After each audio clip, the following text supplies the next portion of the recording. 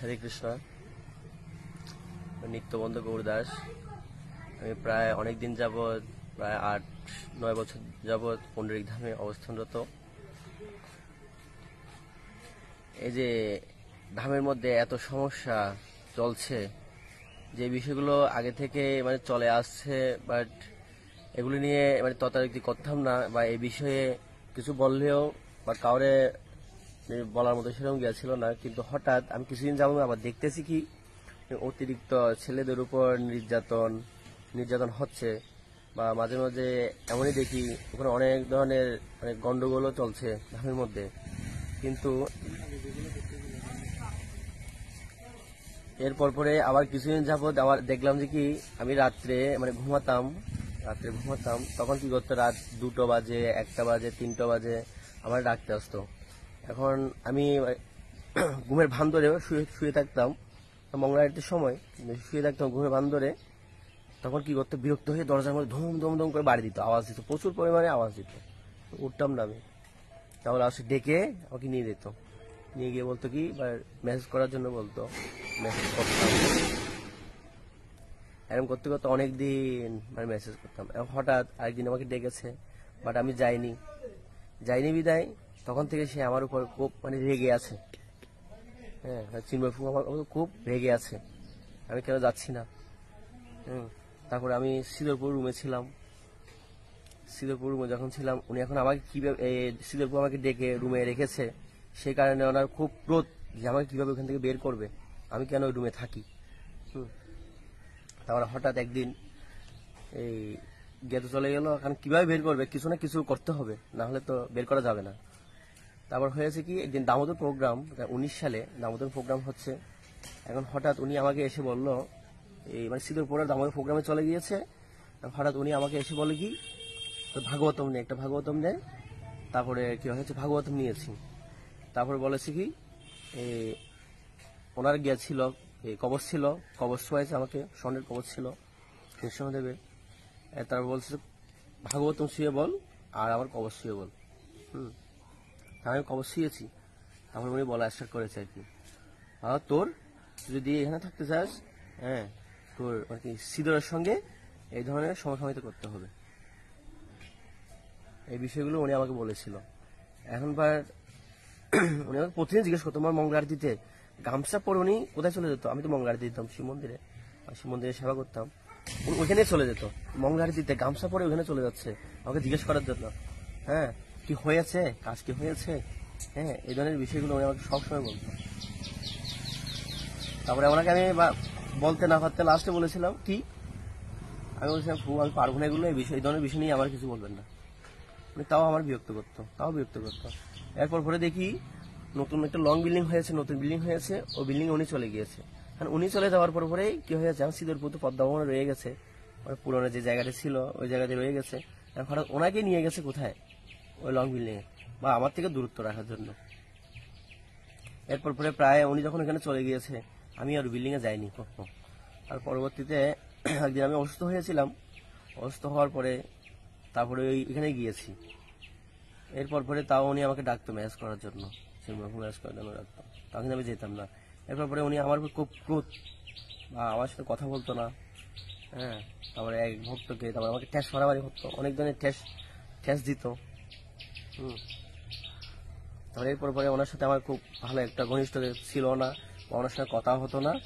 এরপর পরে আমি কিছুদিন যাবত রাধাষ্টমীর আগেই আমার মন মানসিকতা একটু ভালো ছিল না, খুব খারাপ হয়ে গেছে। কারণ ওনাদের এই ধরনের বিষয়গুলো নিয়ে, খারাপ ধরনের চরিত্র, এই বিষয়গুলো নিয়ে দেখে শুনতে কি হয়েছে, মাথা পুরো নষ্ট হয়ে গিয়েছে। আবার কি হয়েছে, আমি বলেছিলাম কি আমি এখান থেকে চলে যাব। তারপরে আমি বলছিলাম আমি রাধাষ্টমীর পরেই চলে যাব।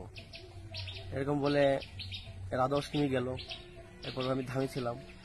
এর মধ্যেই দেখি অনেক ধরনের সমস্যা, এই যে গুরুকুলের বাচ্চাদের উপর যে নির্যাতনগুলো হচ্ছে, হ্যাঁ, জঘন্যতম অপরাধ। কিন্তু এগুলো সমস্যাগুলো, এই যে গুরুকুলের এতগুলো ছেলে, নিউ ছেলে, অনেক ছোট ছোট ছেলে, এদের উপরে যে এত ধরনের নির্যাতনগুলো হচ্ছে, হ্যাঁ, এগুলো ধামের কোনো একটা ভক্ত লক্ষ্য করলেও কিন্তু এরা কি করে না, হ্যাঁ, এগুলোর উপর কোনো জোর দেয় না, ওরা চেয়ে থাকে। কারণ ধামের মধ্যে যে ভক্তগুলো আছে সেগুলো হচ্ছে পদের লালসায় সবাই ওরা মোহিত হয়ে গেছে। ওদেরকে এ পদ দিবে, এ পদ দিবে, হ্যাঁ, একজনকে প্রেসিডেন্ট বানাবে, একে সেক্রেটারি বানাবে ধামের, হ্যাঁ, সবাই এই বিষয়গুলোর প্রতি কি হয়ে গেছে, মোহিত হয়ে গেছে। এই কারণে এই ছোট ছোট বাচ্চাদের উপর এত নির্যাতন চলতেছে। হ্যাঁ, ওরা কোনোই কিছুই বলে না। এই যে ছোট ছোট বাচ্চাদের উপর কি হয়েছে, আর বাচ্চাগুলো ধামে দিয়েছে কি জন্য, লেখাপড়া করার জন্য। আর পরিবারে ওরা মা বাবা সহ্য করতে পারতেছে না বিদায় ওদের দুষ্টুমিগুলা, এ কারণে দিয়েছে কি গুরুকুলে ওরা ভালো করে শিক্ষা লাভ করবে। এখন এখানে আসার পরে ওদেরকে যদি যে জায়গায় শিক্ষা লাভ দিবে সে জায়গায় ওদেরকে যদি বেকারিতে সেবা করায়, হ্যাঁ, বেকারিতে সেবা করাচ্ছে, মানে সারাদিন সকাল 6টা থেকে সন্ধ্যা 6টা 8টা 9টা পর্যন্ত সেবা করায়। এরপরে ওরা রুমে যাচ্ছে, মানে ওদের কাছ থেকে আমি যেগুলো শুনেছি সেগুলো বলতেছি। ওরা রুমে যাচ্ছে, এরপর রুম থেকে গিয়ে কি হচ্ছে, ডেকে নিয়ে আসতেছে আবার কোথায়, চিন্ময়পুর রুমে ডেকে নিয়ে এসে কি করায়, মেসেজ করায়। তারপরে ওখানে নানা ধরনের কথা বলে, খারাপ কথা, যে এই ধরনের কথা বলে যে তোদের কাপড় খুলে ফেল, হ্যাঁ, এগুলো কাপড় কিছু বলবি না, এই ধরনের বিষয় নিয়ে বলতো ছেলেদের। আর ছেলেরা কি করতো, এই বিষয়গুলো আমাদেরকে বলতো। এই বিষয়গুলো দেখে শুনে আমার খুব খারাপ লাগতো। সে কারণে আমি ধাম থেকে বের হয়ে গেছি। কিন্তু ধাম থেকে বের হওয়ার পরে যেদিন বের হচ্ছে, আমি সেদিন একটু রাগ করে, যে আমাদের তিরুপতি বউ আছে, ওনাকে বলেছিল মহারাজের মন্দিরে চলে যাওয়ার জন্য। বাট উনি বলতেছে আমি কি অপরাধ করেছি যে আমি মহারাজের মন্দিরে যাব। তারপর বলতেছে তুই মহারাজের মন্দিরে চলে যা। তারপর তিরুপু বলেছে কি আমি 1 মাসের জন্য যাব, 1 মাস পরে আমি চলে আসবো। তারপরে তিরুপু বলতেছে না, 1 মাস পরে নয়, মহারাজের যতদিন বলে, মহারাজ যতদিন না বলে তুই যতদিন ওইখান থেকে আসতে পারবি না, এটা থাকতে হবে। আর তিরুপু বললো না, আমি তাহলে যাব না। তারপর কি হয়েছে, এর পরের দিনেই বৃহস্পতিবার ছিল।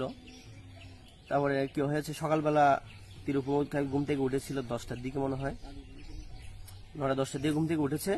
ওঠার পরে উনি কি হয়েছে, একটা হাটাজারিতে গিয়েছে, বা পুন্ডরিক ধামের পাশে একটা বাজার আছে, ওখানে গিয়েছে।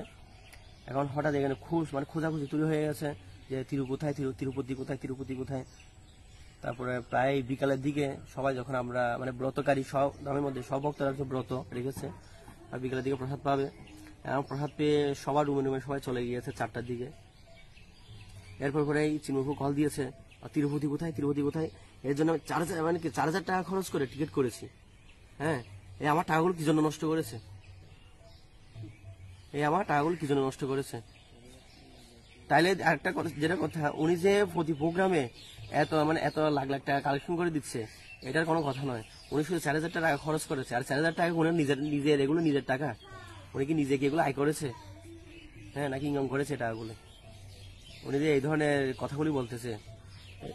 তারপরে কি হয়েছে, হঠাৎ মধ্যে তারপরে আরেকটা ছেলেকে পাঠিয়েছে, যখন তিরুপতি যখন নাই ধামে, আরেকটা ছেলেকে পাঠিয়েছে ধামে, ওর কাপড় যেগুলো আছে সব বাইরে ফেলে দাও, ছুঁড়ে ফেলে দাও। তাহলে এটা কি একদম বৈষ্ণবের লক্ষণ এই কথাগুলি? হ্যাঁ, আর এত বছর ধরে একটা ভক্ত যদি মন্দিরে থাকে, মন্দিরে থাকার পরে ওর এই বিষয়গুলো নিয়ে যদি ওর এত এইভাবে অত্যাচার করা হয় একজন বৈষ্ণবকে, একজন ভক্তকে, তাহলে এগুলো কি সভা পায় না। তারপর কি হয়েছে, আমি রাগ করে কি করেছি, আমি আরেকজন ভক্ত ছিল, ভাবগ্রাহী প্রভু আর প্রেম পূজ্য নিতাজার 2জন ভক্ত ছিল, ওনাদেরকে ছোট করে বলছি প্রভু ভালো লাগছে না, আমি চলে যাও। তারপর গিয়ে আরেকজন ভক্ত গিয়ে বলে দিয়েছে, ওর নাম ছিল বিনয়, ও গিয়ে চিন্ময়কে বলে দিয়েছে কি এই নিত্যবন্ধ প্রভু উনি চলে যাবে ধাম থেকে। তারপরে হঠাৎ উনি আমাকে ডাক দিয়েছে।